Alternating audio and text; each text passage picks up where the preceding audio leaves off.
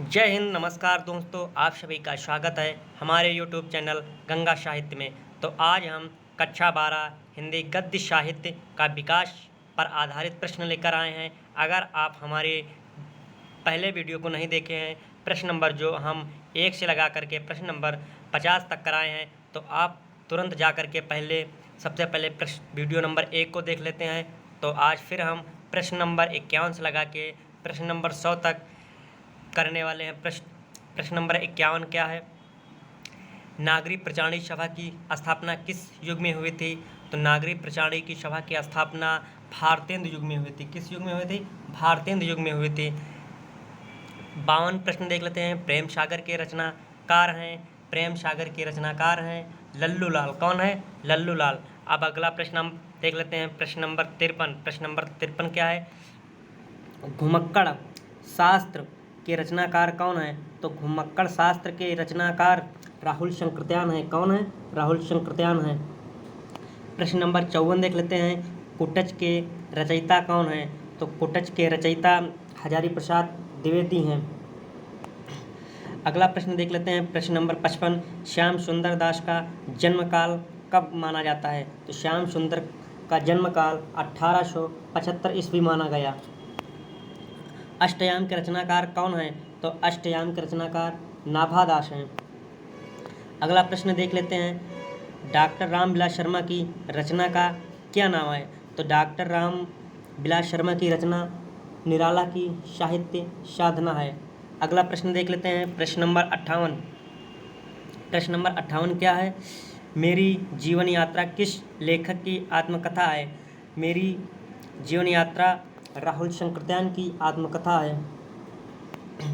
अगला प्रश्न देख लेते हैं, हिंदी प्रदीप पत्रिका के संपादक कौन है?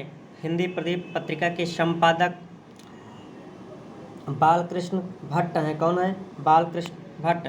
प्रश्न नंबर अगला देख लेते हैं, प्रश्न नंबर 60। द्विवेदी युग के साहित्यकार कौन है? तो द्विवेदी युग के साहित्यकार डॉक्टर श्याम सुंदर दास हैं। अगला प्रश्न नंबर 61 क्या है? चिंतामणि किस विधा की रचना है? चिंतामणि किस विधा की रचना है? तो निबंध हो जाएगा आपका। अगला प्रश्न देख लेते हैं, आधुनिक हिंदी नाटक के लेखक कौन हैं? तो आधुनिक हिंदी नाटक के लेखक डॉक्टर नगेंद्र हैं। अगला प्रश्न देख लेते हैं, प्रश्न नंबर 63। प्रश्न नंबर 63 क्या है? पतितों के देश में किस साहित्यकार की रचना है?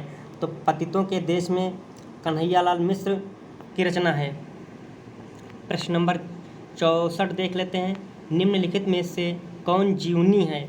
आवारा मसीहा जीवनी है। ये क्वेश्चन रिपीट हुआ है। अगला प्रश्न नंबर 65 क्या है? डॉक्टर संपूर्णानंद द्वारा संपादित पत्रिका का नाम क्या है? तो उनकी पत्रिका क्या नाम है? मर्यादा पत्रिका। प्रश्न नंबर 66 है, भारतेंद्र के सहयोगी लेखक कौन है? तो भारतेंद्र के सहयोगी लेखक बालकृष्ण भट्ट हैं। अगला प्रश्न नंबर 67, चिंतामणि के रचनाकार कौन है? तो आचार्य रामचंद्र शुक्ल जी की रचना है चिंतामणि। दीपदान नामक रचना है, किस विधा की रचना है? तो ये एकांकी है। स्वामी दयानंद सरस्वती की रचना है, तो स्वामी दयानंद सरस्वती की रचना सत्यार्थ प्रकाश है।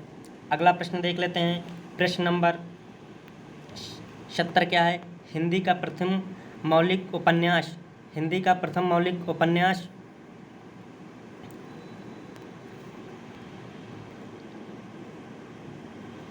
प्रश्न नंबर 70 देख लेते हैं।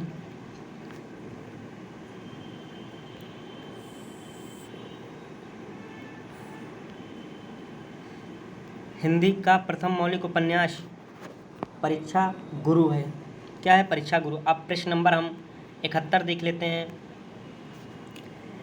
हिंदी गद्य खड़ी बोली के जन्मदाता भारतेंद्र हरिश्चंद्र हैं। कौन है? भारतेंद्र हरिश्चंद्र। आलोचना के क्षेत्र में सर्वाधिक उल्लेखनीय हैं, तो आलोचना के क्षेत्र में सर्वाधिक उल्लेखनीय हैं रामचंद्र शुक्ल। आचार्य रामचंद्र शुक्ल की रचना चिंतामणि है। भागवती उपन्यास के लेखक रद्दाराम फुलौरी हैं। महावीर प्रसाद द्विवेदी का जीवन काल 1864 से लगा के 1938 ईस्वी तक है। अगला प्रश्न देख लेते हैं। प्रश्न नंबर 76 क्या है? काशी हिंदू विश्वविद्यालय में किस विभाग का अध्यक्ष के बाद रामचंद्र शुक्ल हिंदी विभाग के अध्यक्ष हुए? तो ये श्याम सुंदर के बाद रामचंद्र शुक्ल विभागाध्यक्ष हुए। प्रश्न नंबर 77 क्या है? काका कालेकर का नाम किस विधा के लेखक के रूप में प्रसिद्ध है? तो काका कालेकर संस्मरण विधा के लेखक के रूप में प्रसिद्ध हैं। हजारी प्रसाद द्विवेदी को किस सन में पद्म विभूषण उपाधि से सम्मानित किया गया? तो ये 1957 में इनको पद्म विभूषण की उपाधि से सम्मानित किया गया। अगला प्रश्न देख लेते हैं। प्रश्न नंबर 79 निम्नलिखित में से जीवनी है। तो जीवनी क्या है? कलम का सिपाही। प्रश्न नंबर 80 देख लेते हैं। छायावादोत्तर युग का प्रारंभ माना जाता है। तो छायावादोत्तर युग का प्रारंभ 1938 माना जाता है। अगला प्रश्न देख लेते हैं। प्रश्न नंबर 81। प्रश्न नंबर 81 क्या है? अरे यायावर रहेगा याद के लेखक। अरे यायावर रहेगा याद के लेखक ये हैं अज्ञे जी। किसकी रचना है? अज्ञे जी इसके लेखक हैं। कौन सी रचना हजारी प्रसाद द्विवेदी की नहीं है? तो ये कौन सी रचना नहीं है? हिंदी व्याकरण काव्यधारा, हिंदी काव्यधारा आदिकाल की रचना नहीं है। आदिकाल की रचना नहीं। कौन सी नहीं? गोरा बादल। हिंदी कहानी एक नई दिशा की ओर मुड़ी है। 1920 ईस्वी में मुड़ी है। आचार्य रामचंद्र शुक्ल के अनंतर समर्थ निबंधकार हैं। तो आचार्य रामचंद्र शुक्ल के अनंतर समर्थ निबंधकार हैं। कौन है? डॉक्टर नगेंद्र। उपन्यास विधा की रचना है। उपन्यास किस विधा की रचना है? उपन्यास विधा की रचना है। देख लेते हैं अगला प्रश्न। बाणभट्ट की आत्मकथा उपन्यास है। क्या है? बाणभट्ट की आत्मकथा एक उपन्यास है। प्रश्न नंबर 87 क्या है? राष्ट्र का स्वरूप इसके लेखक वासुदेव शरण अग्रवाल है, जो कक्षा 12 में ये पाठ दिया गया है। कर्मभूमि रचना है। किसकी कर्मभूमि रचना? ये प्रेमचंद्र की है। किसकी? प्रेमचंद्र की। क्या भूलूं क्या याद करूं ये किस आत्मकथा किसकी है? ये हरिवंश राय बच्चन की है। किसकी है? हरिवंश राय बच्चन की। अगला प्रश्न देख लेते हैं। प्रश्न नंबर 91 पंडित लल्लूलाल अध्यापक नियुक्त थे। कहाँ पर नियुक्त थे? ये फोर्ट विलियम कॉलेज में नियुक्त थे। कहाँ थे? फोर्ट विलियम कॉलेज में नियुक्त थे। विशस्य विश्वमौषधम निम्नलिखित में से हैं तो कौन है? नाटक है ये। नाटक क्या है? नाटक। नाशकेतोपाख्यान के लेखक। तो नाशकेतोपाख्यान के लेखक कौन है? सदल मिश्र हैं। जीवनी विधा में रचना है आवारा मसीहा। द्विवेदी युग का नामकरण हुआ। द्विवेदी युग का नामकरण महावीर प्रसाद द्विवेदी के नाम पर।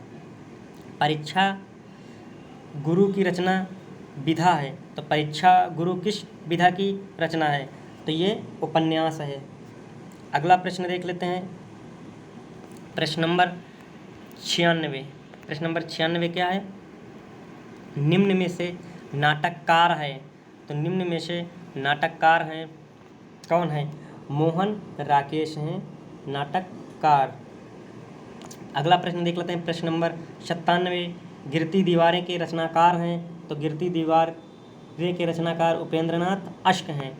प्रजा हितैषी समाचार पत्र का संपादन किया किसने किया? राजा लक्ष्मण सिंह ने। कौन? राजा लक्ष्मण सिंह ने। छायावादोत्तर युग के गद्य के लेखक हैं। तो छायावादोत्तर युग के गद्य लेखक कौन हैं? वासुदेव शरण अग्रवाल हैं। प्रश्न नंबर 100 और प्रश्न नंबर अंतिम देख लेते हैं। सन 1957 में पद्म विभूषण से अलंकृत हुए कौन अलंकृत हुए? हजारी प्रसाद द्विवेदी। कौन हुए? हजारी प्रसाद द्विवेदी। धन्यवाद दोस्तों, आप सभी का हमारे YouTube चैनल में, और हमारे YouTube चैनल को लाइक, सब्सक्राइब और शेयर करिए।